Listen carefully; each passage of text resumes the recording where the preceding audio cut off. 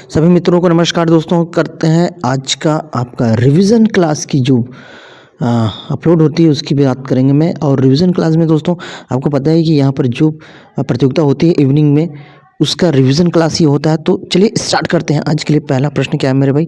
आज के लिए पहला प्रश्न है, ईस्ट इंडिया कंपनी का अंतिम गवर्नर जनरल और क्राउन के अधीन पहला वायसराय कौन था? अब आपके लिए यहाँ पे कई ऑप्शन मिलेंगे। Lord Elgin, lord Warren Hastings, C lord Canning, D lord Dalhousie. तो मेरे भाई right answer option number C lord Canning. तो ध्यान दीजिएगा, इंपॉर्टेंट प्रश्न है, पूछा जाएगा आपका। दूसरे नंबर प्रश्न पर चलेंगे तो भारत के संविधान का 73वां संशोधन अधिनियम किस वर्ष पारित किया गया था? तो भारत के संविधान का 73वां संशोधन अधिनियम, अब यहाँ पे कई ऑप्शन आपको मिलेंगे, 1991, 1992, 1993, 1994। तो यहाँ पर मेरे भाई राइट आंसर है ऑप्शन नंबर बी यानी 1992। 1992 राइट आंसर रहेगा। ठीक है, अगला प्रश्न मेरे भाई एक यहीं से बनता है कि भारतीय संविधान का 73वां संशोधन अधिनियम जो 1992 में पारित किया जाने का कारण क्या था? आपके ऑप्शन यानी किस कारण से इसको पारित किया गया था? आपके ऑप्शन है, ए पंचायत राज को बल प्रदान करना, बी ग्रामीण संस्थाओं को बल प्रदान करना, सी शहरी संस्थाओं को बल प्रदान करना, या डी उपरोक्त में से कोई नहीं। तो इसके लिए मेरे भाई सीधा सा बात है कि ये जो 73वां संविधान संशोधन 1992 में लाया गया था, इसका मेन उद्देश्य था पंचायत राज को बल प्रदान करना। ठीक है, इसके बाद नेक्स्ट क्वेश्चन होगा मेरे भाई कि लोकसभा में राष्ट्रपति द्वारा एंग्लो इंडियन समुदाय के कितने सदस्य मनोनीत किए जा सकते हैं? तो इसके लिए आपको ऑप्शन मिल जाएगा, 4 है, चाहे जितना भी, 2 या केवल 1। तो इसके लिए आप जानते हैं राइट आंसर है ऑप्शन नंबर सी यानी 2। बात करें तो 2 यानी राष्ट्रपति लोकसभा में 2 एंग्लो इंडियन सदस्य को मनोनीत कर सकता है। अगला प्रश्न होगा मेरे भाई कि राज्य हड़प नीति किसके द्वारा लागू की गई थी? तो ये चीज़ आपको पता है कि राज्य हड़प नीति जो अंग्रेजों ने लागू की थी उसका अंग्रेज गवर्नर जनरल जो था वो था लॉर्ड डलहौजी। और ये बहुत ही खतरनाक गवर्नर जनरल था। इसने ऐसा नियम लाया जिससे भारत में काफ़ी प्रॉब्लम हुआ स्वतंत्रता संग्राम में, आप तो जानते ही हैं। तो नेक्स्ट प्रश्न होगा मेरे भाई कि आधुनिक ओलंपिक खेल की शुरुआत सर्वप्रथम कब और कहाँ की गई थी? तो ये कई बार प्रश्न रिपीट किया गया, इंपॉर्टेंट प्रश्न है। 1896 ईस्वी में एथेंस में आधुनिक ओलंपिक खेल का शुरुआत हुआ। अगला प्रश्न रहेगा मेरे भाई, भारत में उत्तर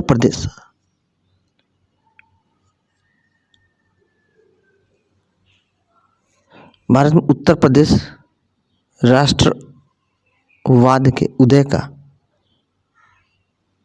किसे श्रेय जाता है? सॉरी, प्रश्न यहाँ पर गलत हुआ थोड़ा सा। प्रश्न है, भारत में उग्र राष्ट्रवाद के उदय का श्रेय किसे दिया जाता है? तो इसके लिए आपके कई ऑप्शन मिल जाएंगे, यानी फिरोज शाह मेहता, बाल गंगाधर तिलक, गोपाल कृष्ण गोखले या उपरोक्त सभी। तो यहाँ पर मेरे भाई राइट आंसर है उग्र राष्ट्रवाद के जो जनक है वो हैं बाल गंगाधर तिलक। कई बार रिपीट किया गया प्रश्न है, तो इसको आपको ध्यान रखना है, ये भी पूछा जाएगा। अगला प्रश्न होगा मेरे भाई, ज्ञानपीठ पुरस्कार निम्नलिखित में से किस क्षेत्र में विशिष्ट योगदान के लिए दिया जाता है? तो ज्ञानपीठ पुरस्कार आप जानते हैं न संगीत में दिया जाता है, न संस्कृति में, न विज्ञान में, या साहित्य के क्षेत्र में दिया जाता है, साहित्य के क्षेत्र में। तो आपको ये सही करना होगा, कई ऑप्शन रहेंगे आपको ज्ञानपीठ पुरस्कार साहित्य के क्षेत्र में दिया जाता है। इसी तरह अगला प्रश्न होगा, कब और किस गवर्नर जनरल ने भारत में अंग्रेजी की शिक्षा का माध्यम बनाने का निर्णय लिया? यानी किस अंग्रेज गवर्नर जनरल ने भारत में अंग्रेजी शिक्षा को माध्यम बनाने का निर्णय लिया, ये चीज़ आपसे पूछा जाएगा। तो इसके लिए मेरे भाई राइट आंसर है, आपका आंसर है लॉर्ड विलियम बेंटिंग। और इसने कब ये डिसीजन लिया था? 1835 में। अब यहाँ पे क्या होगा कि आपको कई ऑप्शन मिल जाएगा, Lord Wellesley 1805, Lord Hardinge 1845, Lord Dalhousie 1850, लेकिन आपको राइट आंसर करना है लॉर्ड विलियम बेंटिंग 1835। ठीक है, इसको ध्यान दीजिएगा। एक बात आती है मेरे भाई, प्रकाश ऑक्सीकरण प्रक्रिया शुरू की जाती है तो इसके लिए राइट आंसर उत्प्रेरक द्वारा। प्रकाश ऑक्सीकरण जो प्रक्रिया शुरू की जाती है उसके लिए एक उत्प्रेरक की जरूरत पड़ती है, तो उत्प्रेरक द्वारा ये प्रक्रिया शुरू होती है। अगला प्रश्न है, दूध उत्पादन में भारत का क्या स्थान है? तो दूध उत्पादन में भारत का प्रथम स्थान है। दूध उत्पादन में भारत का प्रथम स्थान है। ये प्रश्न वैसे भी रिपीट हो चुका है। भारतीय संविधान के, अगला प्रश्न होगा मेरे पास, भारतीय संविधान के अनुसार संघ की कार्यपालिका शक्ति किसमें निहित होती है? तो भारतीय संविधान के अनुसार संघ की जो कार्यपालिका शक्ति किसमें निहित होते हैं वो है राष्ट्रपति में। आप समझते हैं राष्ट्रपति तीनों सेनाओं का प्रमुख भी होता है और संघ की जो कार्यपालिका शक्ति है वह राष्ट्रपति में ही निहित होता है। अगला प्रश्न रहेगा मेरे भाई, इंटरनेट द्वारा किस नेटवर्क स्ट्रेटजी का व्यापक रूप से प्रयोग होता है? प्रश्न मेरे भाई, इंटरनेट द्वारा किस नेटवर्क स्ट्रेटजी का व्यापक रूप से प्रयोग होता है? तो इसमें कई ऑप्शन आपको मिलेंगे। Peer to peer network system, B client server network system, ये रिपीटेड प्रश्न है। और तीसरा है LAN और चौथा है स्टैंड अलोन नेटवर्क सिस्टम। तो ऑप्शन नंबर डी यहाँ पर सही है, स्टैंड अलोन नेटवर्क सिस्टम। तो हालांकि ये रिपीट प्रश्न है, इसके पहले भी ये प्रश्न पूछा जा चुका है आप लोगों से। अगला प्रश्न होगा मेरे में, लगान फिल्म का निर्देशक किसने किया है? तो लगान फिल्म का निर्देशक किसने है? इसमें आपको कई ऑप्शन मिल जाएंगे। BR चोपड़ा, आशुतोष गोवारिकर, गोविंद निहलानी या अमित शर्मा, अनिल शर्मा। तो मेरे भाई राइट आंसर होगा आशुतोष गोवारिकर। आशुतोष गोवारिकर राइट आंसर है, तो इसको ध्यान दीजिएगा। अगला प्रश्न है, निम्नलिखित में से कौन सी धातु ऐसी है जिसे प्रकृति में सदैव मुक्त स्थिति में पाया जाता है? तो इसके लिए राइट आंसर है मेरे भाई, हालांकि यहाँ पर जो था ऑप्शन PDF में वो गलत था। यहाँ पर राइट आंसर है स्वर्ण। प्रकृति में स्वतंत्र रूप से स्वर्ण पाया जाता है, सोना। तो इसके पहले भी ये प्रश्न रिपीट हुआ था, तो शशि भूषण जी ने बताया था स्वर्ण, तो ये सही जवाब है स्वर्ण। चौसा का युद्ध कब या किस वर्ष हुआ था? ये प्रश्न है, आपको कई ऑप्शन मिल जाएंगे यहाँ पर। राइट आंसर है ऑप्शन 1539। 1539 राइट आंसर है, तो 1539 आपको सही करना है। इस ऑप्शन का आपको कई मिल जाएंगे, 1526, 1556, 1576, लेकिन 1539 राइट आंसर है चौसा का युद्ध। अगला प्रश्न है भाई, हमारे संविधान में आर्थिक आयोजन शामिल है, यानी जो आर्थिक आयोजन होता है वह किस अनुसूची में शामिल है? प्रश्न पूछा गया है। अब कई ऑप्शन मिल जाएगा, A केंद्र सूची, B राज्य सूची, C समवर्ती सूची या D इन तीनों में। तो यहाँ पर राइट आंसर मेरे भाई समवर्ती सूची में। अगला प्रश्न होगा मेरे भाई कि किस राज्य में गेहूं का उत्पादन सबसे ज़्यादा होता है? भारत के किस राज्य में गेहूं का उत्पादन सबसे ज़्यादा होता है? तो सीधे सा बात है भाई, आसान सा प्रश्न है, उत्तर प्रदेश है। अब आपको कंफ्यूज करने के लिए कई ऑप्शन मिल जाएंगे, यानी गुजरात दे देगा, मध्य प्रदेश दे देगा, पश्चिम बंगाल दे देगा, लेकिन उत्तर प्रदेश राइट आंसर है मेरे भाई। उत्तर प्रदेश आपका सही है। भारत की आत्मा गाँव में निवास, अगला प्रश्न होगा, भारत की आत्मा गाँव में निवास करती है, यह कथन किसका है मेरे भाई? तो यहाँ पर कई ऑप्शन आपको मिल जाएगा, पंडित जवाहरलाल नेहरू, मोतीलाल नेहरू, CR दास या, तो यहाँ पर आपको राइट आंसर करना है, महात्मा गांधी जी ने ये बात कही थी कि भारत की जो आत्मा है वो गांव में निवास करती है। अगला प्रश्न मिलेगा, राष्ट्रपति द्वारा आपात स्थिति की घोषणा किए जाने के बाद किस अवधि तक उसका अनुमोदन संसद के प्रत्येक सदन द्वारा हो जाना चाहिए? यानी राष्ट्रपति द्वारा आपात स्थिति की अगर घोषणा किया गया है तो कितने समय तक संसद के दोनों सदनों से उसका अनुमोदन हो जाना चाहिए? ये बात है। आपके ऑप्शन मिल जाएंगे यहाँ, 4 महीने के भीतर, 2 महीने के भीतर, 6 महीने के भीतर। राइट आंसर है 1 माह के भीतर। 1 माह के भीतर दोनों सदनों से उसका अनुमोदन हो जाना चाहिए, तभी वह लागू होगा। अगला प्रश्न हमारी, जल का तालाब कब गहरा दिखाई देने का कारण क्या है? यानी जल का जो तालाब होता है वो कभी कभी कम गहरा दिखाई देता है, जितनी गहराई रहती है उतना दिखाई नहीं देता है, तो उसका कारण क्या रहता है? ये चीज़ आपको बताना है। आपका ऑप्शन ए परावर्तन, B अपवर्तन, C विवर्तन और D ध्रुवण। तो इसके भाई राइट आंसर है अपवर्तन। अपवर्तन के कारण ऐसा महसूस होता है कि जो तालाब है वो कम गहरा है, जबकि तालाब बहुत गहरा होता है।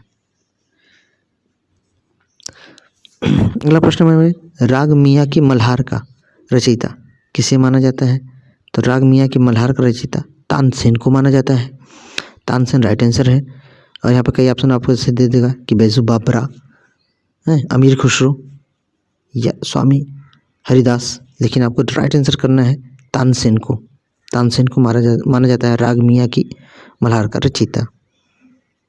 अगला प्रश्न मेरे, इंदिरा गांधी राष्ट्रीय उड़ान अकादमी कहाँ पर स्थित है? तो ये इंदिरा गांधी राष्ट्रीय उड़ान अकादमी स्थित है रायबरेली में, रायबरेली में है। तो कई ऑप्शन यहाँ पर दे देगा, पुणे, नागपुर, हाँ, या लखनऊ या रायबरेली। तो रायबरेली मारिएगा सही, रायबरेली सही है। अगला प्रश्न है, प्रिज्म से गुजरने पर प्रकाश का कौन सा रंग सबसे अधिक विचलन दर्शाता है? तो यह है बैगनी रंग।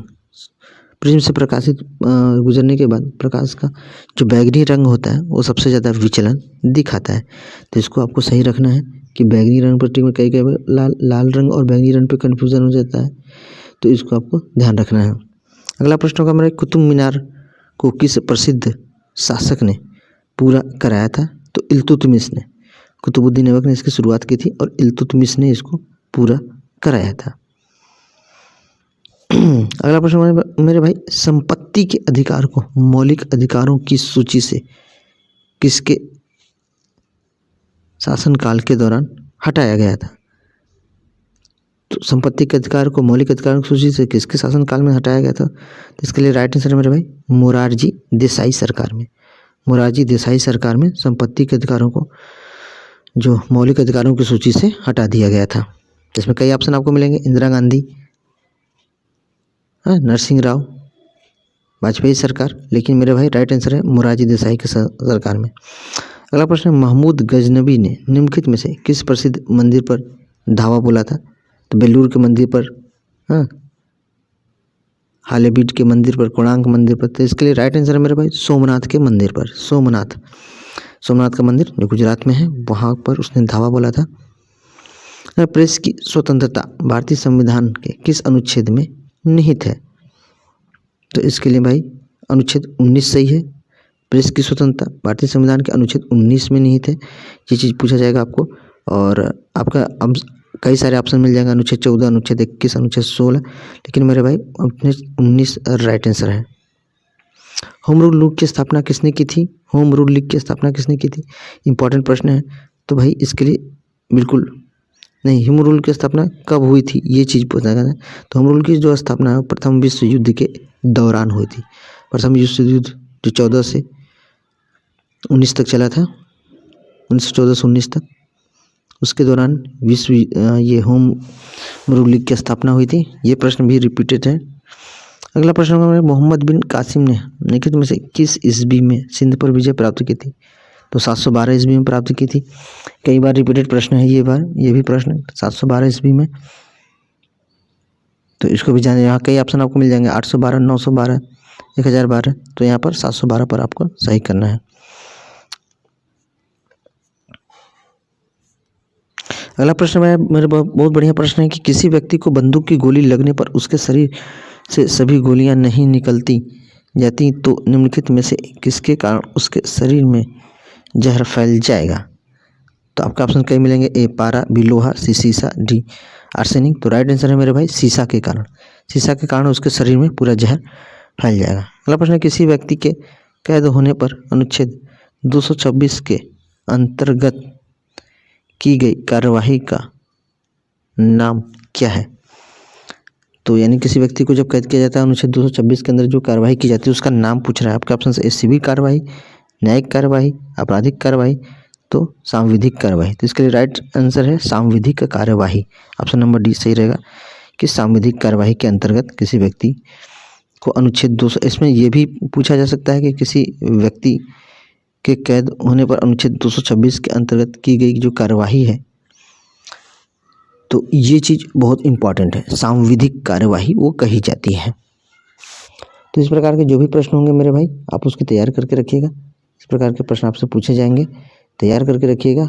फिर मिलेंगे हम लोग नेक्स्ट क्लास में, तब तक अपना ध्यान दीजिएगा। धन्यवाद।